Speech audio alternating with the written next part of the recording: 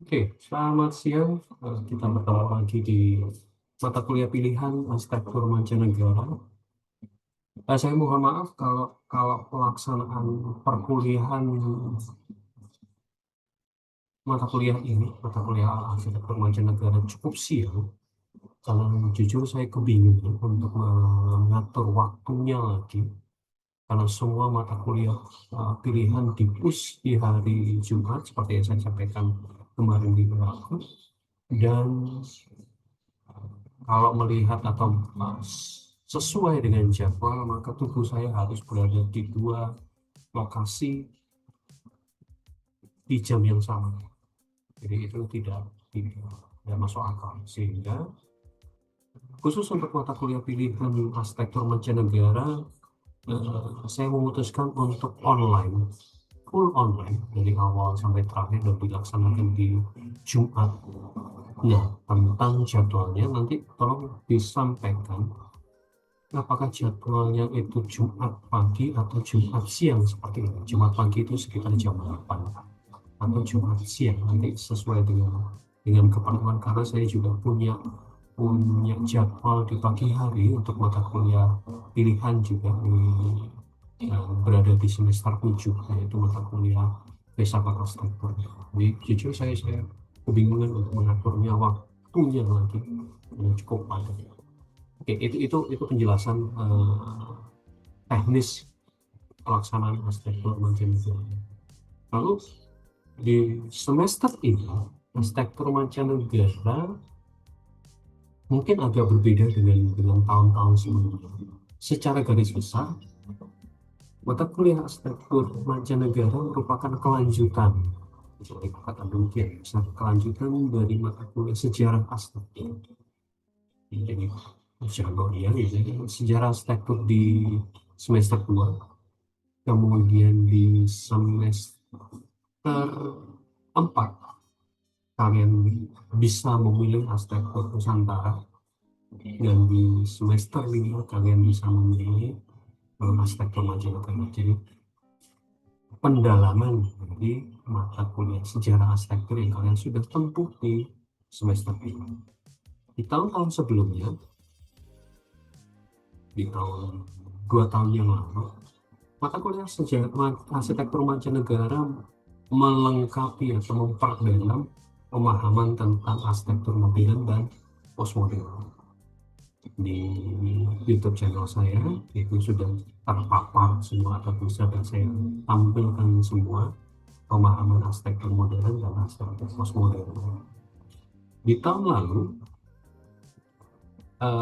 mata kuliah pilihan ini fokus kepada penghargaan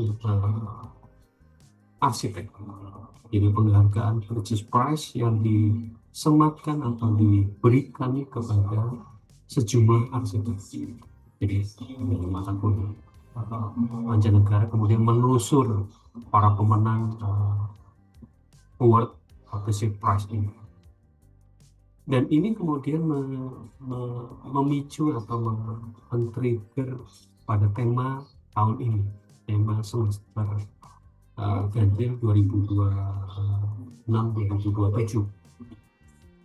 Nah, tahun lalu saya mengundang teman atau sahabat saya, Mas Eka Swadiansa, untuk memaparkan apa itu basic price, karena kebetulan beliau pada saat itu sebulan sebelum Agustus 2025 itu pernah memaparkan materi serupa di IAI Jatim. Namun pada tahun ini dengan sangat terpaksa tidak ada kuliah tamu, tapi kemudian kita akan belajar tentang bukan arsitek tapi sebuah pameran 2 tahunan, yaitu adalah Biennale di Venesia, khususnya di arsitektur. Jadi Venice Biennale di Italia, di Venice Italia itu bermacam-macam. Ada musik, ada seni, tapi khusus yang saya ambil adalah topiknya di arsitektur. Mata kuliah ini akan membahas perkembangan arsitektur mancanegara melalui pavilion. Jadi bukan karya arsitektur besar, tapi justru pavilion. Yang kemudian yang kita bongkar adalah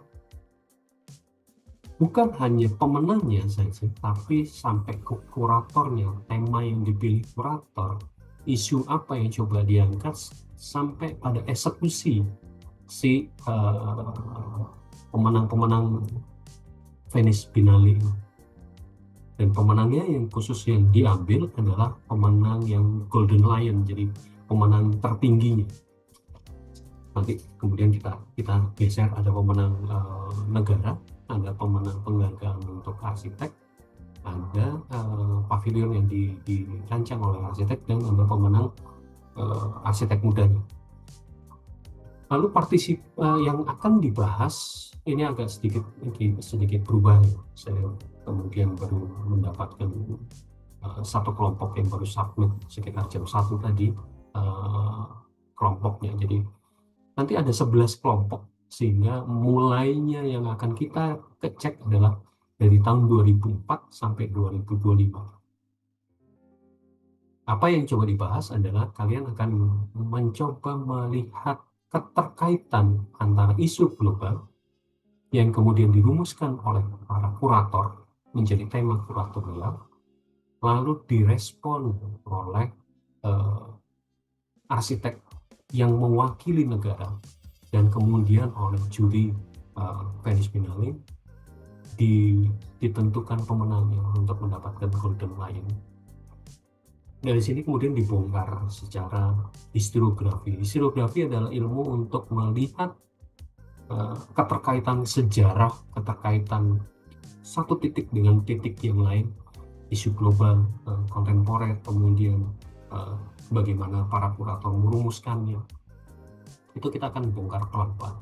Lalu Venice Biennale ini juga pernah diikuti oleh arsitek-arsitek Indonesia. Kita akan sedikit membahas atau menyenggol bagaimana peran arsitek-arsitek Indonesia yang ikut di sana, dan bagaimana posisinya terhadap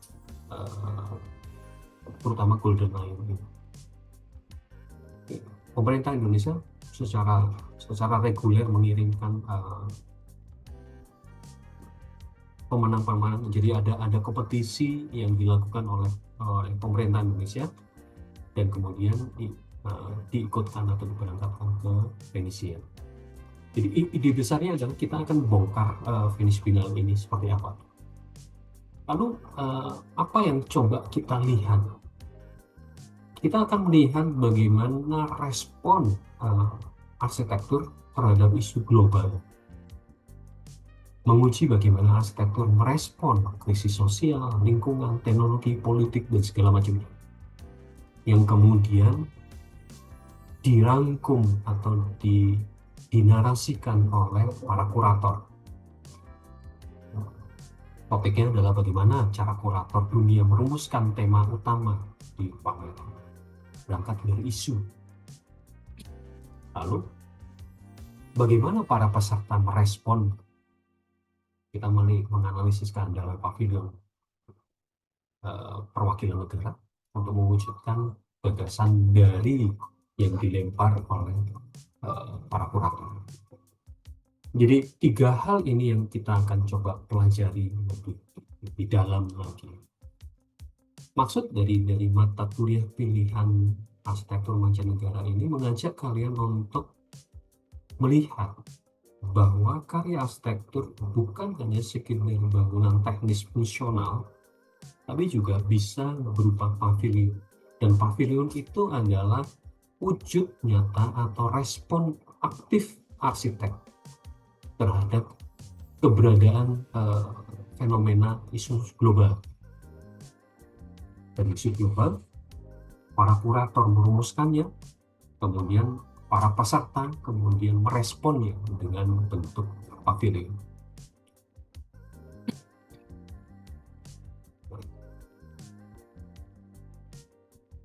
Secara timeline, model mata kuliah ini adalah mata kuliah yang kerjanya kelompok dan individu. di sebelum UTS kalian akan bekerja secara berkelompok. Apa yang akan dilakukan? Mulai minggu depan kalian akan membuat profil dari tenis binali di tahun tertentu.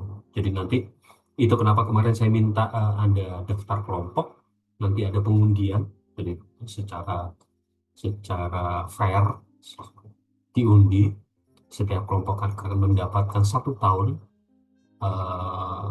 dari tenis binali ini. Kemudian kalian akan merumuskan atau membuat deskripsi dari profil tahunan itu, tahun yang terpilih tersebut. Setelah itu, minggu ketiga kita akan bongkar pelan-pelan bagaimana cara membaca isu global. Apa yang terjadi? Isu global ini efek dari apa? Kemudian kita coba bongkar kurator ini menarik isu tersebut ke arah mana? Apa yang coba dirumus oleh para kurator tersebut? Jadi ini sudah bicara tentang historiografi, menuliskan sejarah atau mencoba secara aktif merespon sebuah kenyataan. Jadi mata kuliah arsitektur mancanegara bukan menghafal, bukan sekedar mengetahui, tapi kita coba untuk berpikir kritis dengan cara pendekatannya adalah atau metodenya historiografi. Minggu keempat kita akan lihat bagaimana mekanisme dari tenis binali tersebut. Kurator utama, kemudian ada kurator pavilion nasional. Responnya bagaimana? Kita dari data minggu kedua kita akan lihat si atau si perwakilan negara ini bagaimana responnya, kemudian juga bagaimana juri melakukan penilaian. Kita akan bongkar. Di minggu kelima saya akan memberi sedikit metode membongkarnya atau menganalisisnya, yaitu dengan metode sinkronik diakronik. Isu global yang terjadi itu terjadi karena apa? Apa yang melatar belakangnya? Ada kejadian apa di saat itu? Lalu nanti kita coba dalami secara diakronik posisi edisi rangkaian Venice itu tersebut. Jadi ada yang berdasarkan waktu, jajaran waktu, ada yang kemudian coba mendalam dan coba melihat pada waktu tertentu itu kejadiannya apa. Jadi itu minggu kelima. Lalu minggu keenam kembali lagi kalian secara berkelompok bekerja menganalisis rantai isu global, tema kurator utama dan gagasan kurator pavilion. Jadi mempertajam mekanisme yang ada di minggu keempat. Analisis relasional ini akan dilanjutkan pada minggu ketujuh, yaitu merespon mekanisme kelembagaan tadi lebih dalam lagi. Jadi memperdalam di minggu ketujuh untuk disajikan di minggu ke-8. Jadi minggu ketujuh ini sepertinya bersama dengan minggu yang di minggu keempat, tapi dengan adanya sinkronik, adanya historiografi dan analisis ini akan makin mendalam. Kalau di UTS kalian akan menyajikan bagaimana si kurator merespon dari isu global, bagaimana kemudian kurator tiap-tiap negara atau khususnya pemenang Golden Lion ini merespon, dan bagaimana proses penilaian juri internasional kenapa suatu negara ini menang. Ini dikerjakan berkelompok. Jadi IPS dikerjakan secara berkelompok. Setelah itu kalian akan bekerja secara personal.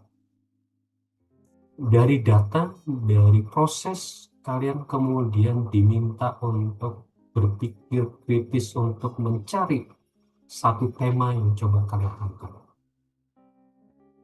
Ya, penjelasannya nanti, detailnya nanti lebih jelas. Lalu kemudian ada tahapannya. Setelah memilih temanya, kalian akan bagaimana isunya, bagaimana respon isu global atau respon isu terkini, kemudian bagaimana pendalamannya dan segala macam. Tujuannya adalah saya fast forward aja.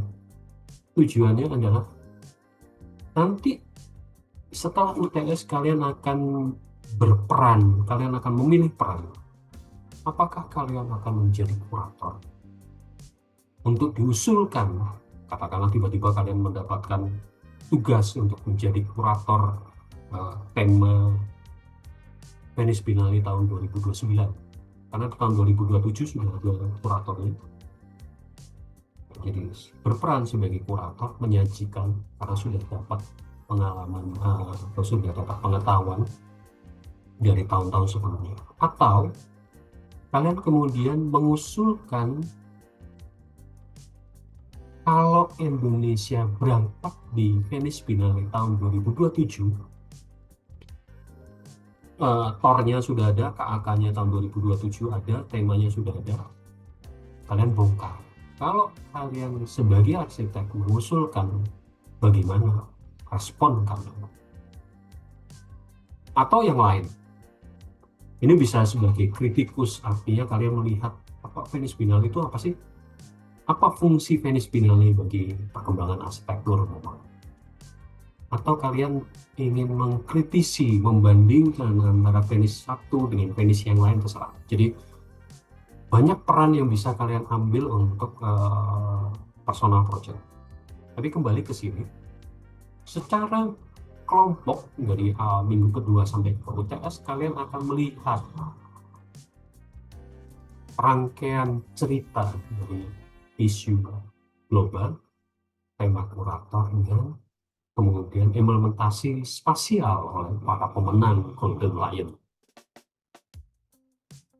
Itu garis besarnya secara umum. Kemudian kalau kembali ke timeline nanti, setelah UTS ada beberapa minggu kalian akan bekerja secara personal, modelnya nanti asistensi, tapi di minggu ke-13 saya akan melaksanakan presentasi terbuka tiap kampus. Kalian akan mempresentasikan tiap person, jadi tiap individu kalian akan menyajikan apa. Dari situ kemudian ada masukan, ada sanggahan dan segala macam. Lalu kalian melakukan revisi. Di minggu ke-15 kalian presentasi final. Jadi presentasinya bukan di minggu ke-16, bukan pada saat UAS, tapi di minggu ke-15. Kenapa? Karena di minggu ke-16 atau pada waktu UAS kalian hanya mengumpulkan laporannya, laporan presentasi. Jadi saya balik mengumpulkan, kalian melakukan presentasi dulu terhadap personal project, baru final reportnya dikumpulkan di minggu ke-16.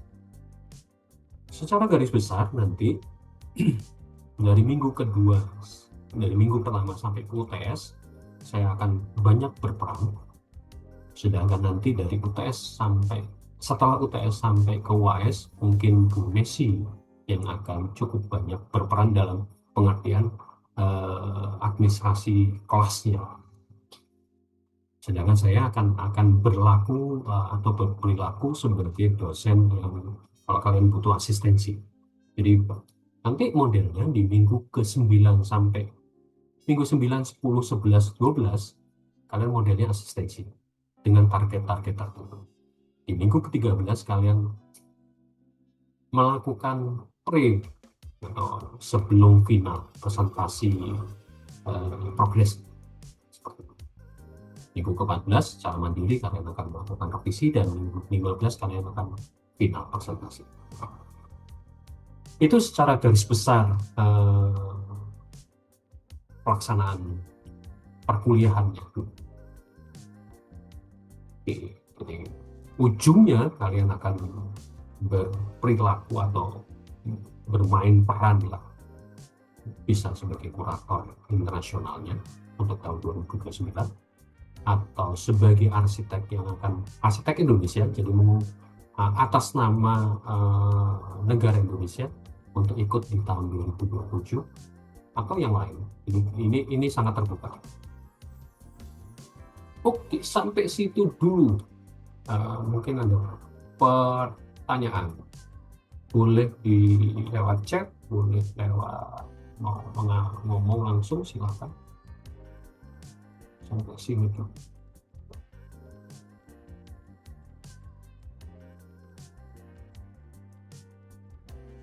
Bentar.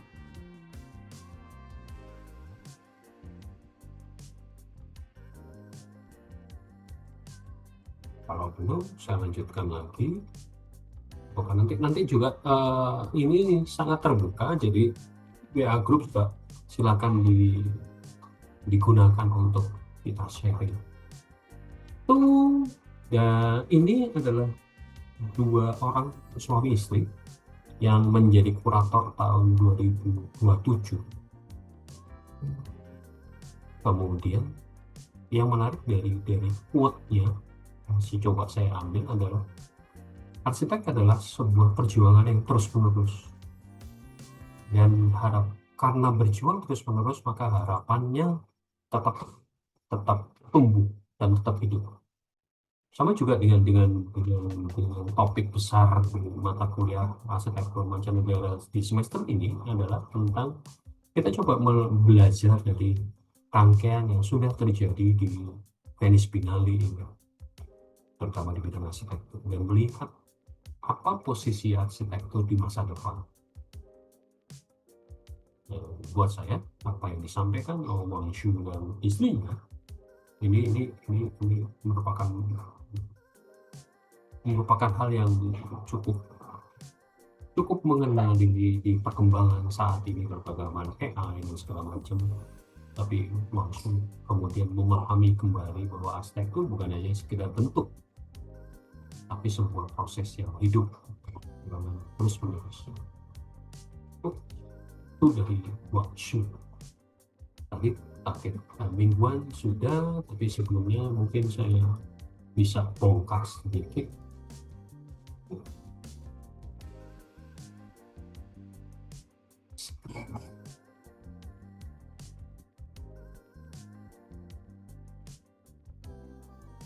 Screen 2 ini RPS, nanti mungkin RPS masih ada sedikit perbaikan sana dan sini gitu, perkembangannya, tapi sementara ini dulu. Jadi ada 11 edisi Venice Biennale sebelum tahun 2027, dari Venice Biennale ke-9 sampai ke-19, lengkap dengan temanya, lengkap dengan pemenang Golden Lion ya. Jepang, Denmark, Polandia, Bahrain, kembali Jepang lagi, Korea Selatan, Spanyol, Swiss, Uni Emirat Arab, Brasil, dan Bahrain. Ada dua negara yang buat saya menarik. Jepang oke lah, sama dengan juga di British Prize, Jepang dan Amerika adalah dua negara yang menyumbang pemenang British Prize terbanyak sampai detik ini. Tapi di Venice Biennale ternyata ada Bahrain, dan buat saya itu luar biasa. Itu ini yang akan jadi acuan, nanti kita akan membuat undian. Oke, kemudian ini rencana mingguan, kita akan coba lihat secara detail seperti apa. Kayaknya tadi saya salah respon, dan ini saya cek kembali.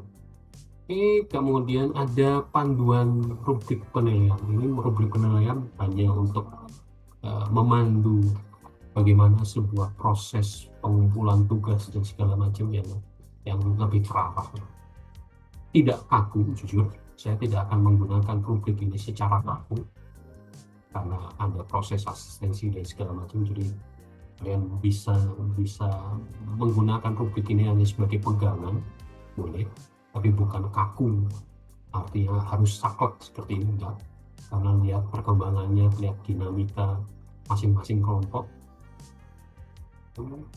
Yang penting saya punya pegangan dasar untuk dikembangkan lebih lanjut.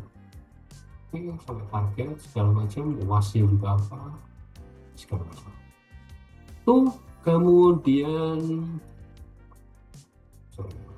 sudah terpaksa sana dan sini. Ini kelompok yang sudah masuk, termasuk kelompok terakhir. Dari ini sudah jelas berarti ada sekitar 29 mahasiswa Indralaya. Semoga benar, kalau nggak salah di SIMAK itu 28, saya nggak tahu pasti ada double, tapi minimal saya langsung kopas saja dari apa yang kuesioner atau Google Form yang kemarin saya share. Dan ada beberapa yang terutama di kelompok ini yang baru saja mengirimkan, tapi oke lah, masih terhandle. Jadi ada 1, 2, 3, 4, 5, 6 kelompok di kampus Indralaya, dan kampus Palembang ada 5, 1, 2, 3, 4, 5. Ada beberapa kelompok yang isinya 4 dan 3. Oke, saya tidak ada masalah. Nah, sekarang yang perlu kita undi adalah kita mulai dari kelompok pertama. Untuk mempermudah mungkin saya share screen per layar. Oke, lihat ya. Kemudian saya masuk ke yang ini. Kita mulai dari kelompok Indralaya yang A. Oke.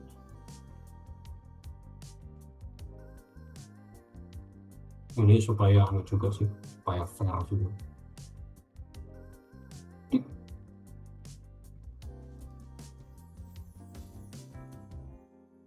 Oke, 2023 saya langsung pindah nanti.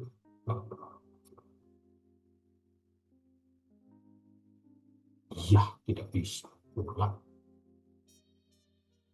Oke, saja. 2023. Benar ya? 2023. 2023. Oke, silakan dilengkapi. Kemudian saya pindah ke kampus Palembang supaya adil. Kalau enggak, nanti Indralaya semua. Kampus Palembang kelompok pertama.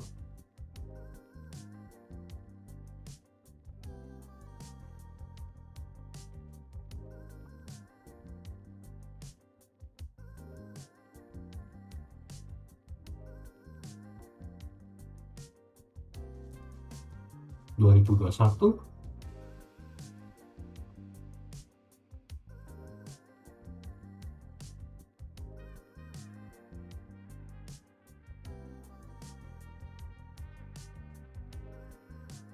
Kita kembali lagi ke kampus Indralaya.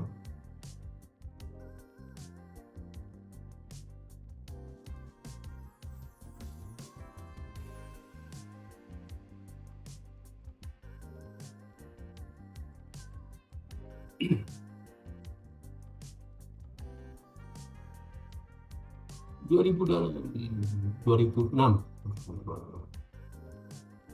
Nanti dilengkapi sendiri. 2000.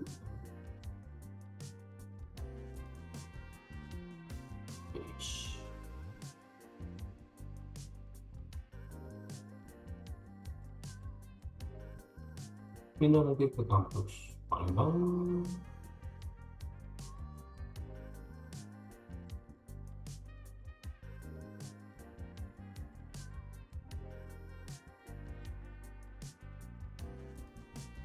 Dua ribu 10.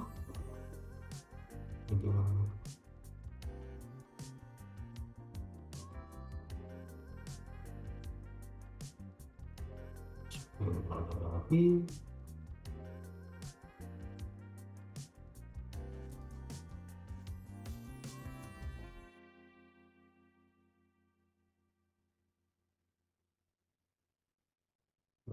Apa?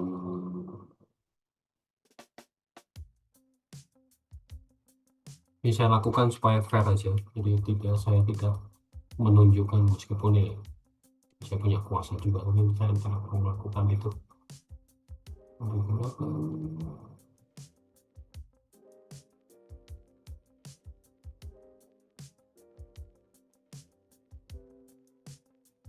Oke, yang pindah kelompok nanti saya akan perhatikan setelah pengundian. Kelompok 5 pindah kelompok 6. Empolhas ini tambah dengan kelas 2014.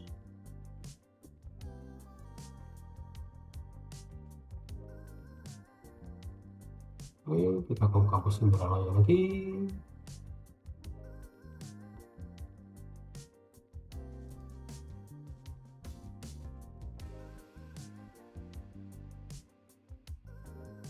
Ih, 25.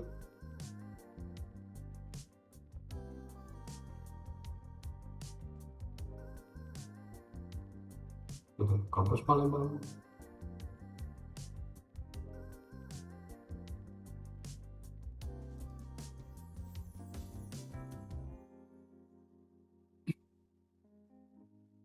Empat.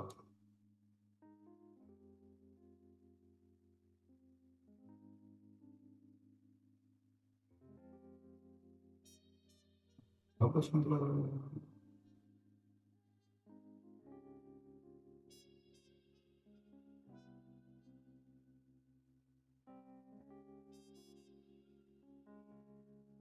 Plus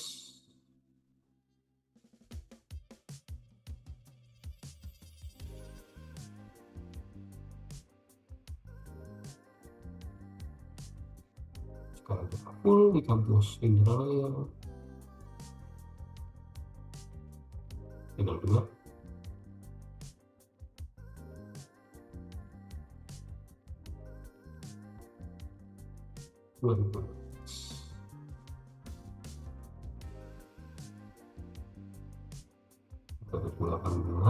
Dan 2016.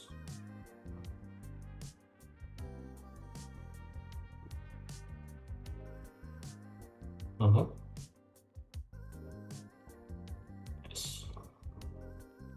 urusan pindah-pindahan si siapa Muhammad Rizky Akbar pindah ke kelompok 3.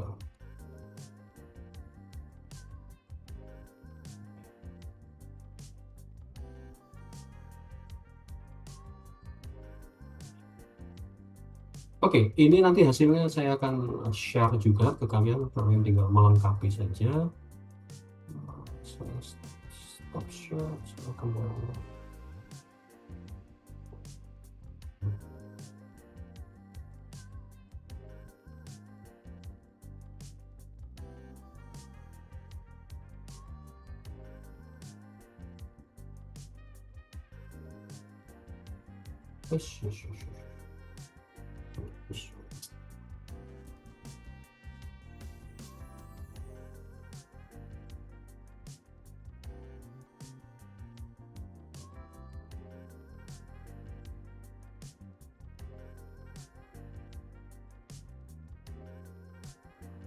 Sorry, tiba-tiba putus. Oke lah. Saya kembali ke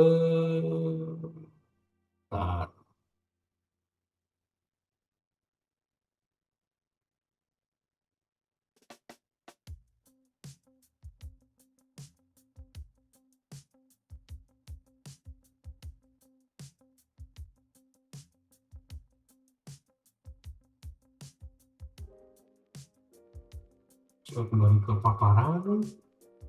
Jadi tadi pembagian kelompok sudah beres. Kemudian apa yang mesti dilakukan? Tapi sebelum itu silakan kalau ada pertanyaan dulu. Silakan kalau ada pertanyaan dulu.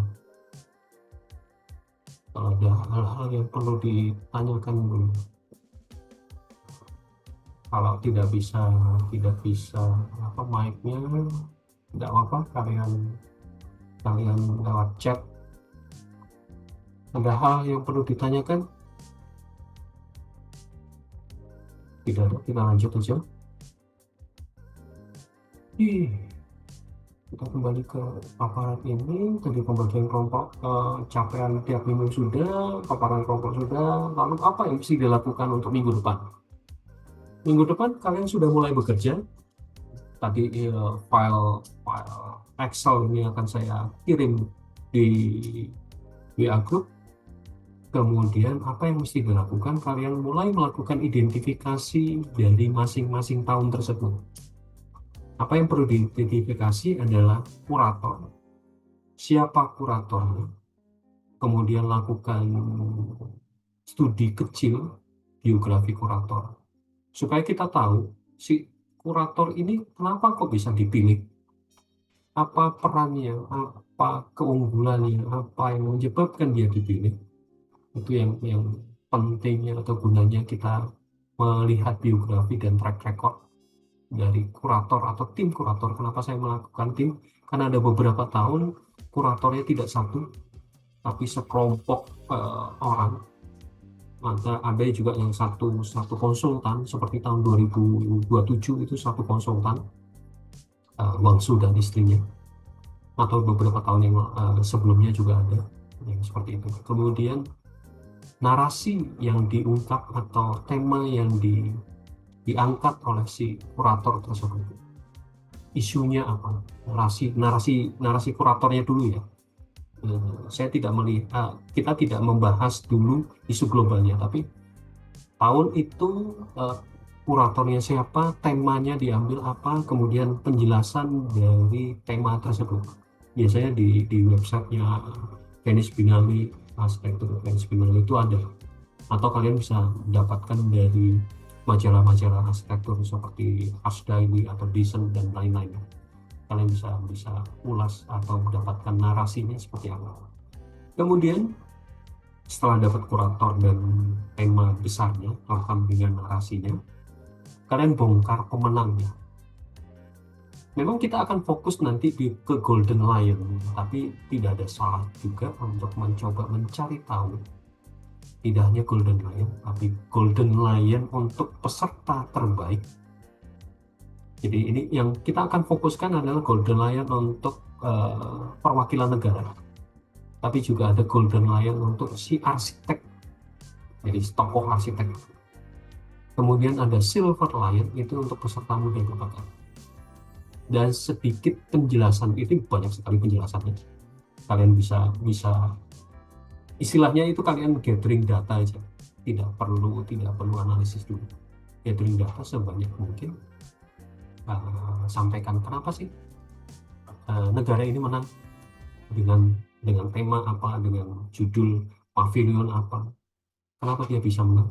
Kemudian kalau ada arsitek, Golden Lion sebagai individu, kenapa dia menang.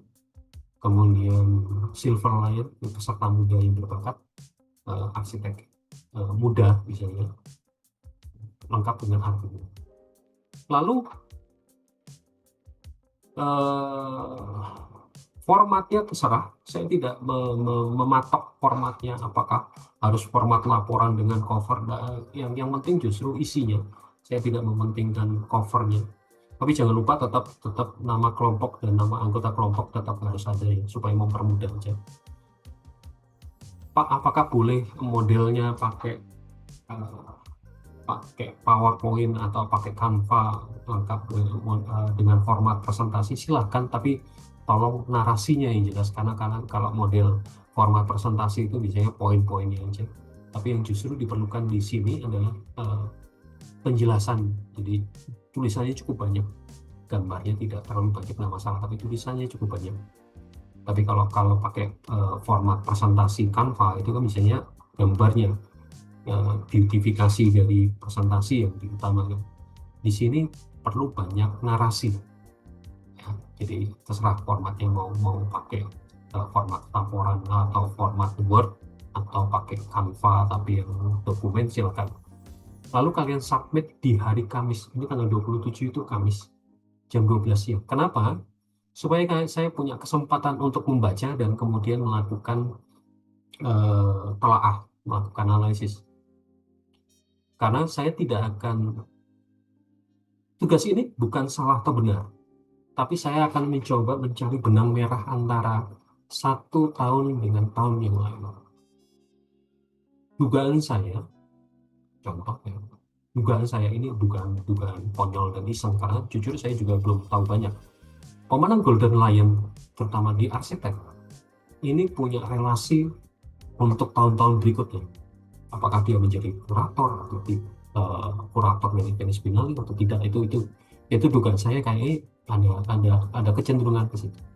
Atau kurator ini pemenang kurator itu punya keterkaitan atau punya relasi dengan project price.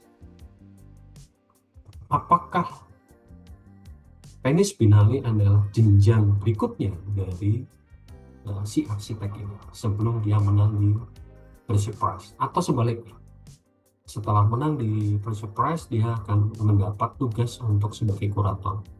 Ada beberapa nama yang cukup familiar di telinga saya atau di pengetahuan saya. Contoh, Wang Shu dan istrinya itu pernah menang Project Prize, atau Alejandro Aravena itu pemenang di Project Prize, kemudian dia menjadi tim juri dari Project Prize, dan kemudian juga di tahun-tahun itu dia menguasai ranah arsitektur di tingkat global. Itu yang coba. Itu kenapa saya minta tolong hari Kamis siang tanggal 27 jam 12 siang supaya saya punya waktu untuk membongkar dan menelaahnya. Lalu kita akan berjalan di tahap selanjutnya. Tentang pelaksanaan, mohon maaf sekali terpaksa pelaksanaannya minggu depan. Untuk minggu depan tetap di jam siang ini. Semoga kalian tidak tabrakan jadwal, semoga. Karena di timeline atau di daftar jadwal kuliah itu di beberapa kampus pasti ada tabrakan, tapi kita akan sangat fleksibel laksana karena ini kuliahnya online, jadi sangat fleksibel, bisa dilakukan kapanpun. Kalau memang sangat terpaksa tabrakan sana sini dan saya juga ada jadwal sana sini, ya kita agak geser ke arah sore atau bahkan malam. Mohon maaf sekali, tapi itu yang terpaksa saya lakukan. Semoga kalian juga bisa mengikuti. Untuk proses asistensi dan segala macam, nanti saya akan kabari kalau ada beberapa pertemuan yang saya rasa penting untuk kita ngobrol, kita perdalam. Nanti saya akan membuat sesi khusus untuk benar-benar kita tatap muka, bukan dari online. Saya sesuaikan dengan jadwal saya ke kampus, terutama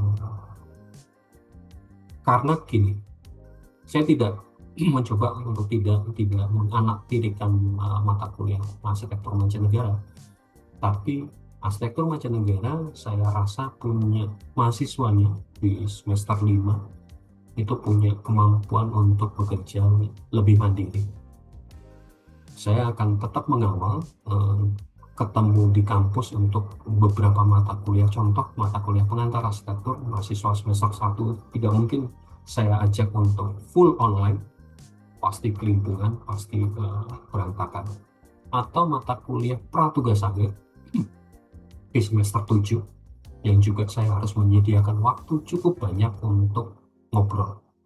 Nah, di sela-sela itu nanti di beberapa pertemuan atau di beberapa kesempatan saya akan buka sesi diskusi tatap muka secara daring atau langsung tatap muka nyata, tidak melalui Zoom ini. Begitu kurang lebih pelaksanaan perkuliahan satu semester ini akan didominasi dengan tatap muka online. Jamnya mungkin kita akan bisa sepakati, tapi untuk minggu depan mungkin kita tetap mulai jam 2 siang. Jam-jam rawan, jam-jam ngantuk, jam-jam jam-jam berat, tidak hanya kalian saya suka. Begitu kurang lebih. Ada pertanyaan? Silakan.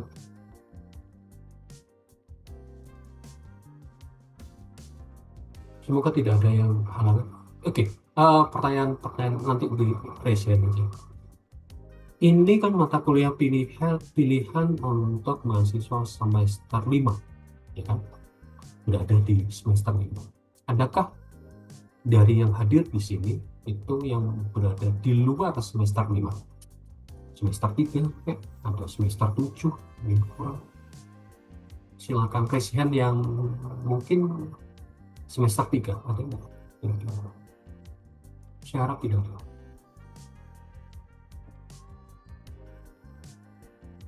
Semester 7 ada? Jadi ini full semester 5 ya? Oke, aman kalau gitu. Dengan dikunci di semester 5 saya cukup cukup nyaman, artinya saya cukup leluasa untuk memberikan materinya, dan kedalaman materi seperti apa, kedalaman tugas dan segala macam saya bisa set up sesuai dengan eh, apa ya, kemampuan kalian yang sudah di semester 5. Oke, ada pertanyaan? Silakan.